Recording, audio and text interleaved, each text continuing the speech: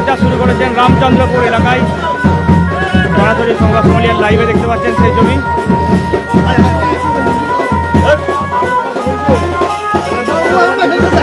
দেখাচ্ছি ছবিটা সরাসরি, দেখতেই পাচ্ছেন সেই ছবি। প্রচার শুরু করেছেন, দেখতেই পাচ্ছেন। দেখাচ্ছি ঠিক আছে, নিয়মিত দেখাচ্ছি কর্মী সমর্থকদের নিয়ে, কিন্তু ইতিমধ্যেই তিনি বাইকে করে বেরিয়েছেন প্রচার করতে এবং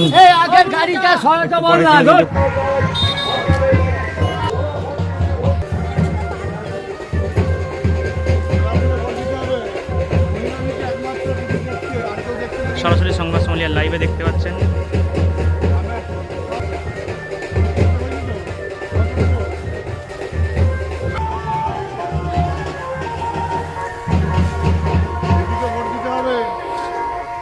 কিছু কাজ করছে দিদি, করছে, আমি দিদির পাচ্ছি পলাশ রায়।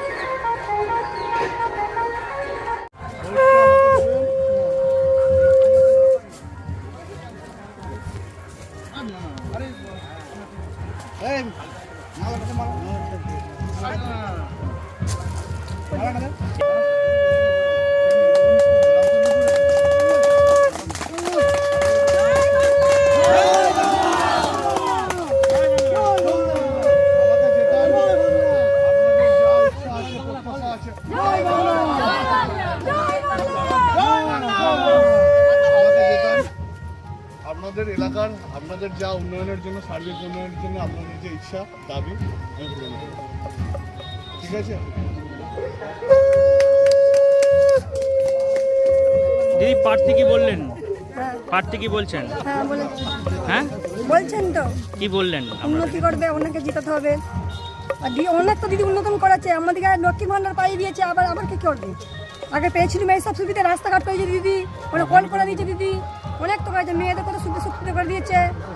আর রূপশ্রী, কন্যাশ্রী, সাইকেল, মেয়েদের কত ইয়ে করেছে, উন্নয়ন করেছে দিদি। আরও এলে আরও করবে নিশ্চয়ই, তাই দিদি কি জিতেবো, দিদির পাশেই থাকবো।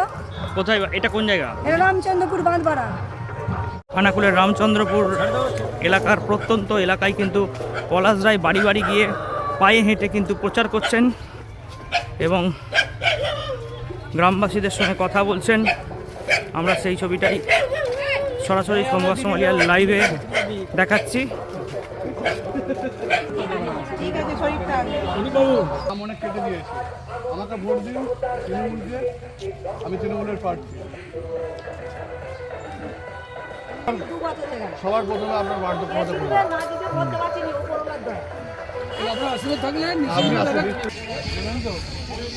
ভালো করে বলো, হেসে বলো।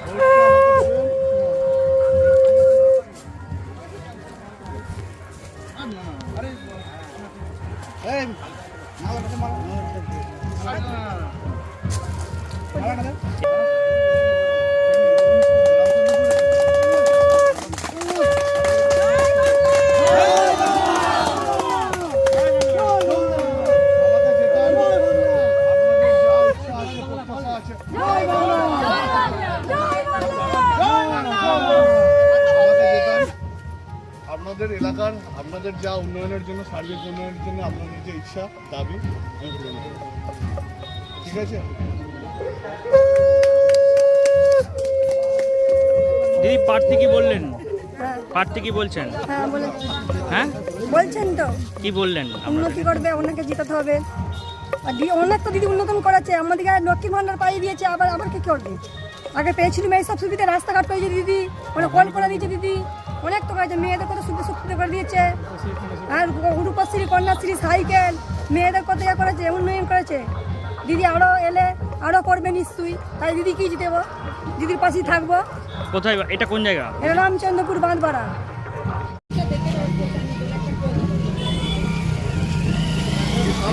পাইপ লাইন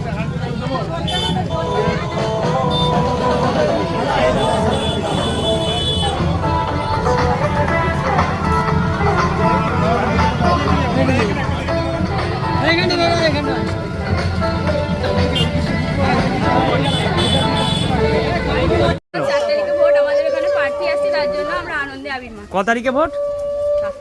4 তারিখে ভোট? না 15 তারিখে ভোট। 15 তারিখে ভোট। 15 তারিখে ভোট, আমাদের এখানে পার্টি আছে, তার জন্য আমরা আনন্দে আছি। মুখ্যমন্ত্রীর নাম কি? মমতা বন্দ্যোপাধ্যায়। তুমি কিছু প্রকল্প পেয়েছো? সাইকেল পেয়েছো? সবুজ সাথী পেয়েছি। সবুজ সাথী পেয়েছো। তোমার নাম কি? অন্বেষা খান। এই গ্রামটার নাম কি? রামচন্দ্রপুর। বলছি বা তোমরা আবির মেখেছো কেন যদি বলো? বলো মেখেছো কেন? আবির কেন মেখেছো?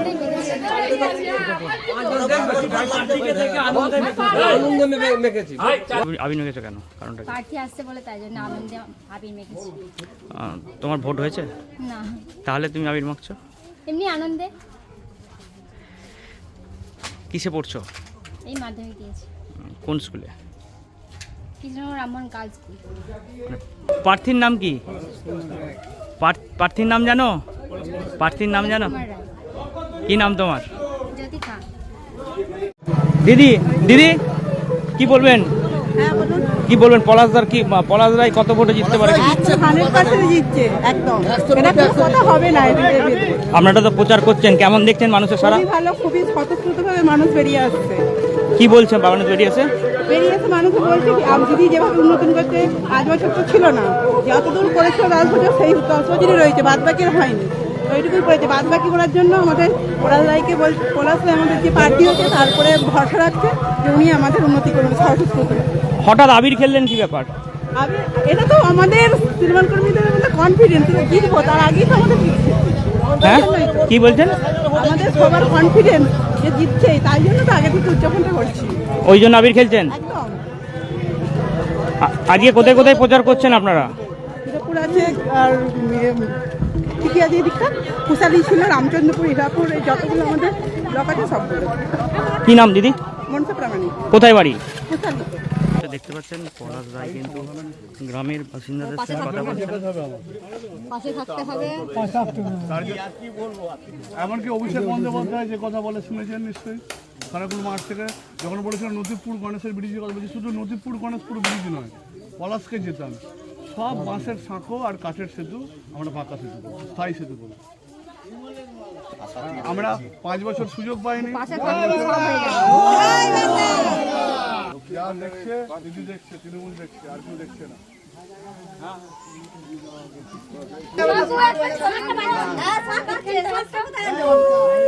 সেলফি তুলছে, দেখাচ্ছে ছবিটা।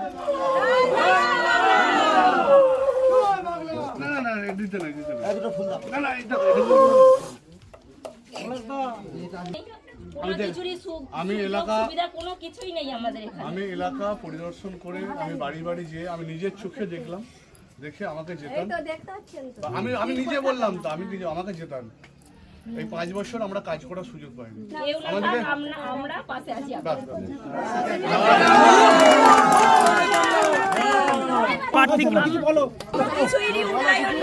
একটা রাস্তার অসুবিধে, কোনো কিছুর মানে কোনো জল এখন অব্দি তো জলের ব্যবস্থা হয়নি। তারপরে ঘর নেই, যারা মানে পাকা বাড়ি তারা তো পাকা বাড়ি পাচ্ছে, যারা কাঁচা বাড়ি তারা পাচ্ছেই না। এরকম সমস্যা আমাদের এখানে। ডবলই পাচ্ছে, কিন্তু আমরা রাস্তাঘাটের মানে কোনো কিছুই উন্নয়ন নেই, যে রাস্তায় যে ঘুলি দিয়ে বাড়ি থেকে বেরোতে হয়, একটা রাস্তা নেই, কিচ্ছু নেই আমাদের এখানে। একটা তিরপল প্রার্থী কি বললো আপনাদের? উনি বললো যে উনি বললেন যে আপনি আমাদের পাশে থাকুন, আমরা আপনাদের পাশে থাকবো। তাহলে আমাদেরকে যে এই কথাটা দিয়েছে, আমরা যেন ওনার যেমন পাশে থাকবো, আমাদেরও পাশে থাকতে হবে ওনাকে। আজকে তো প্রচার করছেন, কি বুঝছেন এলাকায়? আজকে রাজাটি 1 নম্বর গ্রাম পঞ্চায়েতে আছি। আমরা একদম প্রত্যেকটা গ্রামের একদম পাড়ায় পাড়ায় পৌঁছে যাচ্ছি, মানুষের সঙ্গে কথা বলছি, মানুষের আশীর্বাদ গ্রহণ করছি বিপুল সারা।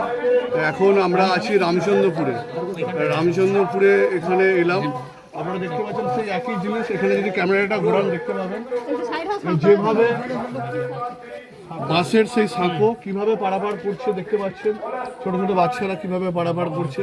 এখানে একটার পর একটা বাঁশের সাঁকো যেভাবে মানুষ পারাপার করছে আপনারা দেখালেই বুঝতে পারবেন। এই পঞ্চায়েত বিজেপির পঞ্চায়েত। এই গত বিধানসভায় লম্পট সুশান্ত ঘোষ এই বাঁশের সাঁকোকে পাকা সাঁতো এবং স্থায়ী সেতু পরিণত করার জন্য ভোট চেয়েছিল, কিন্তু বর্তমানে আমরা কি দেখলাম, মানুষের সম্পূর্ণ উনি প্রত্যাশা পূরণ করতে ব্যর্থ হয়েছেন। উনি শুধু ওনার উন্নয়ন করে গেছেন, ওনার পরিবারের উন্নয়ন করে গেছেন। খানাকুলের মানুষের যে প্রত্যাশা সেটা উনি ব্যর্থ হয়েছেন। আমরা এই এলাকার মানুষের যে প্রত্যাশা দাবি, সেই দাবি আমরা পূরণ করব। এই সমস্ত ছোটোখাটো বাঁশের সাঁকো আছে, আমরা স্থায়ী কংক্রিটের সেতুতে আমরা রূপান্তর করব এবং এলাকায় এই পঞ্চায়েত বিজেপির পঞ্চায়েত হওয়া সত্ত্বেও আমরা বিজেপির পঞ্চায়েতে ধরে ধরে নাম কেটে দেওয়া হয়েছে। মাটির বাড়ি আছে, কাঁচার বাড়ি আছে, যে সমস্ত বেনিফিশিয়ারির পাওয়ার কথা ছিল তাদের নাম বাদ দিয়ে দেওয়া হয়েছে।